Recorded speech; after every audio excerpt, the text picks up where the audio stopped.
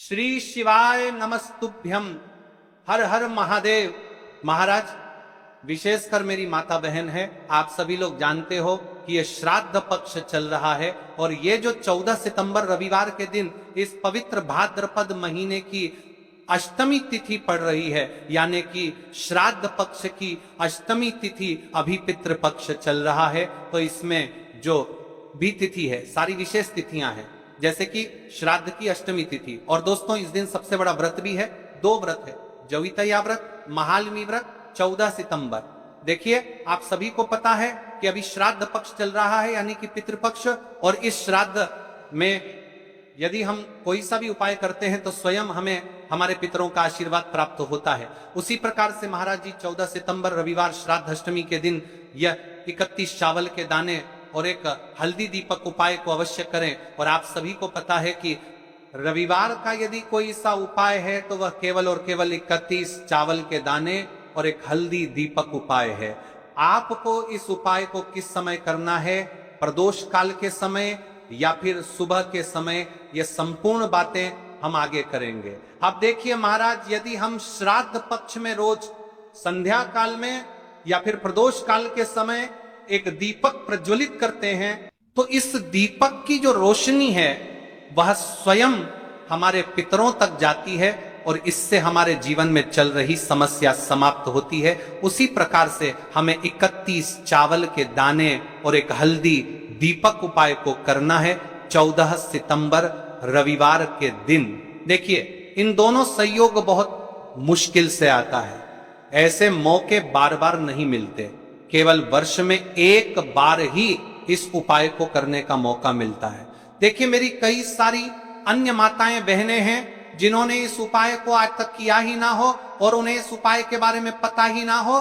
तो देखिए, आज की इस कथा से हम आपको जो उपाय बता रहे हैं उसे उपाय को आपको अष्टमी तिथि के दिन अवश्य करना है, क्योंकि ये उपाय केवल विशेष तिथियां पर और विशेष पावन पर्व पर ही किए जाते हैं। और देखिए, यदि इस उपाय को आपका घर का कोई एक व्यक्ति भी कर लेता है तो महाराज जी पूरे घर परिवार में चल रही समस्या साथ में समाप्त होती है।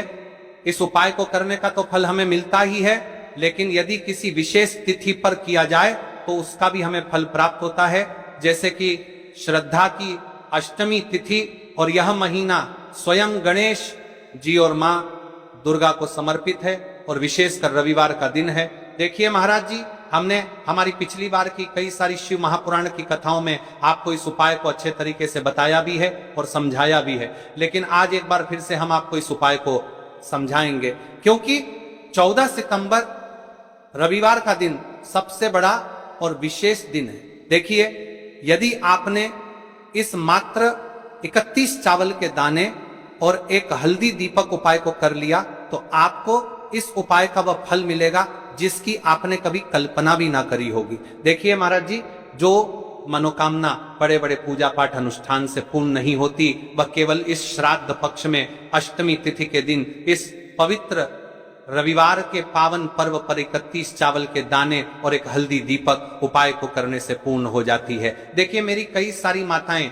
बहनें हैं जिन्हें पता भी नहीं है कि उनके जीवन में जो समस्या चल रही है उसका कारण क्या है, यानी कि मुख्य कारण क्या है, किस वजह से यह समस्या है। मतलब भाई, जीवन में जो अटकने आती हैं जिनका कारण अक्सर हमें पता ही नहीं चलता, वे कई बार पितृशक्ति या घर की अनुचित ऊर्जा के कारण होती हैं।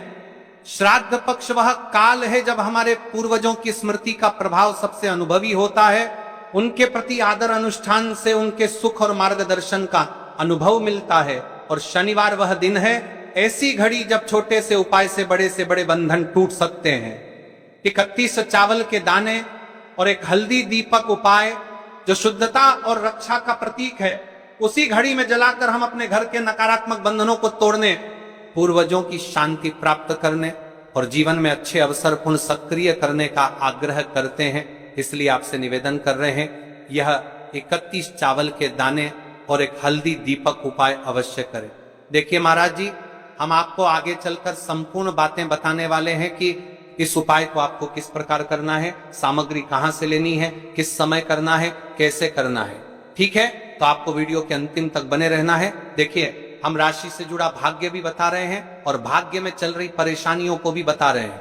तो यदि आप अपनी राशि से जुड़ा भाग्य जानना चाहते हैं तो अपना नाम और अपनी राशि कमेंट बॉक्स में अवश्य लिखें। अगली वीडियो में हम आपको आपकी राशि से जुड़ा भाग्य बताएंगे। अब बात कर लेते हैं उपाय के बारे में। तो देखिए महाराज जी, इस 31 चावल के दाने और एक हल्दी दीपक उपाय है वो आपको कल इस श्रद्धा पक्ष की अष्टमी तिथि यानी कि कल रविवार के दिन अवश्य करना है। देखिए अब बात कर लेते हैं हम उपाय के बारे में। इस उपाय को कौन कौन व्यक्ति कर सकता है, मतलब कि मेरी कई सारी अन्य मात्राएं बहने रहती हैं जो अपने स्वयं के लिए, अपने स्वयं के जीवन में चल रही परेशानियों को समाप्त करने के लिए उपाय यदि करना चाहती है तो वह अवश्य कर सकती है। महाराज और मेरी कई माताएं बहनें अपने परिवार वालों के लिए, अपने सदस्यों के लिए उपाय करना चाहते हैं तो वह भी कर सकती है।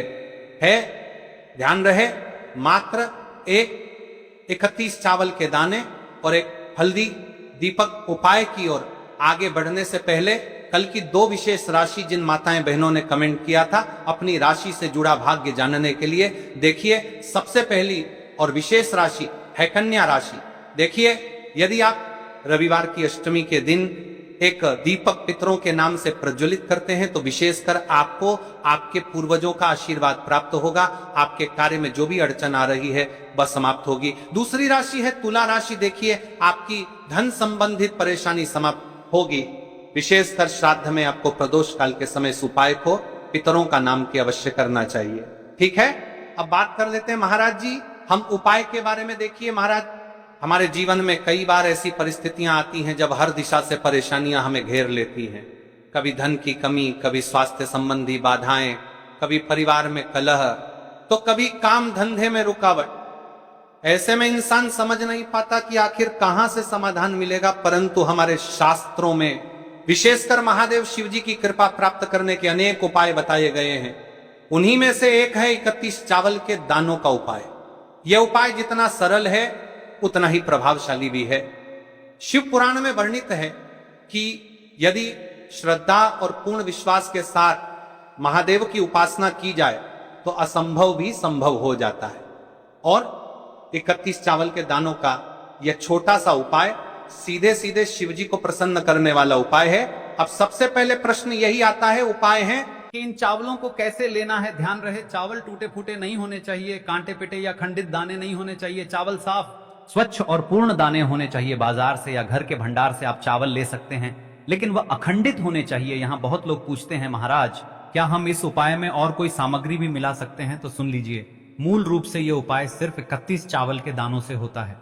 लेकिन अगर आप और सामग्रियां जोड़ना चाहते हैं जैसे गंगाजल, पुष्प, बेलपत्र, तो ये और भी उत्तम हो जाएगा। देखिए आज ये जो 31 चावल के दाने वाला उपाय है ये कोई साधारण उपाय नहीं है। ये उपाय केवल विशेष तिथि पर ही किए जाते हैं और विशेष पावन पर्व पर तो इन उपायों का जो फल है वह भी सबसे बड़ा होता है, यानी कि दुगना प्रदान होता है। तो आपको इस उपाय को अवश्य करना है क्योंकि विशेष तिथि पर ही किए जाने वाले उपाय हैं। अब देखिए महाराज, अपने इस 31 चावल के दाने वाले उपाय को हमें आखिर करना कि समय है, यानी कि सबसे उत्तम समय कौन सा है? समय निश्चित है, एक तो सुबह का समय और एक प्रदोष काल का समय। सबसे पहले हम बात कर लेते हैं सुबह के समय के बारे में। देखिए इस उपाय को आप किसी भी समय कर सकते हैं, लेकिन यदि आप इसे सुबह करते हैं तो सुबह का समय 8 बजे से 10 बजे के बीच श्रेष्ठ माना गया है। अगर किसी कारणवश आप व्यस्त हों और 12 बजे तक कर सकें तो भी कोई समस्या नहीं। वहीं अगर आप प्रदोष काल में करते हैं तो ये और भी प्रभावशाली होता है। अब देखिए महाराज जी, हम बात कर लेते हैं प्रदोष काल के समय के बारे में। तो प्रदोष काल समय है वह भी सबसे उत्तम समय है इस उपाय को करने के लिए। बाकी देखिए कई सारी माताएं बहनें ऐसी भी रहती हैं जो सुबह के समय अपने काम में व्यस्त रहती हैं, तो वह सुबह के समय इस उपाय को नहीं कर सकती है, तो वह प्रदोष काल के समय भी कर सकती है। उसमें भी कोई दिक्कत वाली बात नहीं है। देखिए उपाय सबसे बड़ा और विशेष महा उपाय है। इस 31 चावल के जाने वाले उपाय को हमें आराम से करना है और अच्छे तरीके से करना है, इसलिए हम आपको पूर्णता से समझ रहे हैं। तो देखिए प्रदोष काल का समय प्रदोष काल का शाम 5 बजे से 6 बजे तक रहता है, लेकिन बरसात या सर्दियों में यह समय थोड़ा आगे पीछे हो सकता है, इसलिए 6 से 8 बजे तक भी इसे करना लाभकारी होता है। ध्यान रखिए सुबह के समय उपाय करते समय आपको एक लोटा जल अवश्य साथ लेकर जाना है। क्योंकि सुबह शिव जी पर जल ही अर्पित होता है, फिर उसके पश्चात हमें इस 31 चावल के दाने वाले उपाय को करना है। अब देखिए महाराज जी, यदि आप प्रदोष काल के समय ये उपाय करते हैं तो उस समय एक दीपक जलाना जरूरी है। अब देखिए महाराज, सबसे बात कर लेते हैं सुबह के समय के बारे में। तो देखिए, यदि आप सुबह के समय उपाय को करने के लिए जा रहे हैं तो आपको एक लोटा शुद्ध जल लेकर के जाना है, क्योंकि शिव जी की शिवलिंग पर सबसे पहले तो एक लोटा जल चढ़ेगा, फिर उसके पश्चात हमें इस उपाय को करना है। तो देखिए, आपको अपने गांव के आसपास में, अपने शहर के आसपास में जो भी शिवालय हो, जो भी शिव मंदिर हो, वहां पर पहुंच जाइए और आपको शिव जी की शिवलिंग के ऐसे भाग में बैठना है जहां पर अन्य माताएं बहनें भी उपाय कर सके, उन्हें कोई तकलीफ ना हो और भी अपना उपाय आराम से कर सके, यानी कि कोई आपको भी परेशान ना कर पाए। ठीक है, कई सारी मेरी माताएं बहनें ऐसी भी होती हैं जो शिव मंदिर पहुंचने से ही अन्य का माता है बहनों से सामग्री मांगने लगते हैं। तो आपको शिव मंदिर में इस प्रकार से नहीं करना है।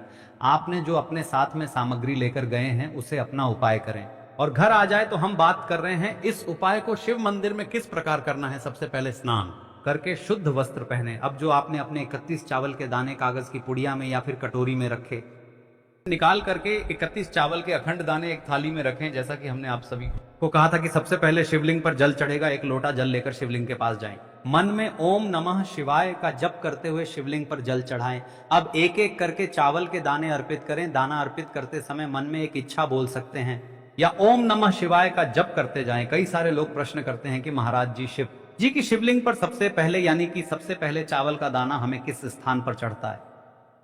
ये आप शिव जी की शिवलिंग पर किसी भी स्थान पर चढ़ा सकते हैं, लेकिन अभी विशेषकर गणेश स्थापना हुई है और यदि हम शिव मंदिर में इस उपाय को कर रहे हैं तो जो शिव जी की शिवलिंग में गणेश जी वाला स्थान आता है या नहीं, गणेश जी वाले स्थान, कार्तिकेय जी वाला स्थान, इन स्थानों में से आपको सबसे पहले गणेश जी वाले स्थान पर समर्पित कर देना है। उसके पश्चात आप शिव जी की शिवलिंग पर कहीं भी चढ़ी चावला के दाने या तो फिर कार्तिकेय जी के स्थान पर मन में शुद्ध भाव रखिए, माता अशोक सुंदरी के स्थान, शिव जी की 5 बेटियों के स्थान पर जब 31 दाने पूरे हो जाएं तो भगवान शिव से प्रार्थना करें, हे भोलेनाथ, मेरे जीवन से दुख कष्ट दूर करें और सुख समृद्धि प्रदान करें। अब यहाँ पर आपका उपाय पूर्ण हो जाता है और आप शिव जी को प्रसन्न भी कर लेते हैं। इसके पश्चात सुबह उपाय के बाद घर आकर क्या करना है? घर आकर थोड़ी देर शांत बैठें, शिव जी का ध्यान करें और मन ही मन ओम नमः शिवाय का 108 बार जप करें। देखिए महाराज जी, अब आपका ये उपाय पूरा हो जाता है। अपने उपाय तो पूर्णत से कर लिया है। अब कई सारे प्रश्न करेंगे कि महाराज जी, हमने जो मांगा था वह हमें किस प्रकार से दिखेगा, कि हमें किस रूप में मिल रहा है?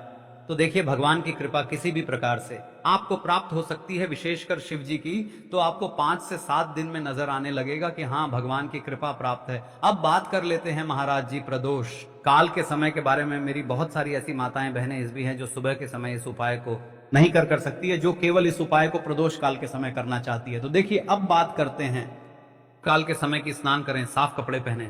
यदि आप स्नान नहीं कर सकते हैं तो आप हाथ मुंह धोकर भी इस उपाय को कर सकते हैं, इसमें कोई दिक्कत वाली बात नहीं है, लेकिन वस्त्र एकदम शुद्ध होने चाहिए। अब सबसे पहले आप अपने गांव के आसपास में जो भी शिवालय हो, जो भी शिव मंदिर हो, वहां पर पहुंचिए। और प्रदोष काल के समय बहुत सारे ऐसे लोग हैं जो शिव जी की पूजा विधि करते हैं, तो आपको शिवलिंग के आसपास एक ऐसे विशेष स्थान पर बैठना है जहां पर आप बैठकर अपना उपाय पूर्ण रूप से कर पाए और किसी लोगों को दिक्कत ना आए, यानी किसी को कठिनाई परेशानी ना आए। शिवलिंग के सामने बैठकर 31 चावल के दाने तैयार रखें। अब सबसे पहले तो आपको, जो आपने अपने साथ एक दीपक लेकर गए हैं, सबसे पहले तो आपको वह एक दीपक जलाना होगा, लेकिन इस बात का ध्यान रहे कि दीपक शुद्ध आटे का दीपक होना चाहिए। देखिए, कई सारे उपाय में हल्दी के दीपक वाला भी होता है, मिट्टी के दीपक वाला भी होता है, लेकिन आपको ये शुद्ध आटे का दीपक बनाना है और उसमें ना ही हल्दी का प्रयोग करना है, ना ही नमक का। ठीक है, सबसे पहले दीपक प्रज्वलित करने के पश्चात आपको शिव जी की शिवलिंग की आरती विधि करनी है, मनोकामना करनी है और मन ही मन मूल मंत्र बोलना है।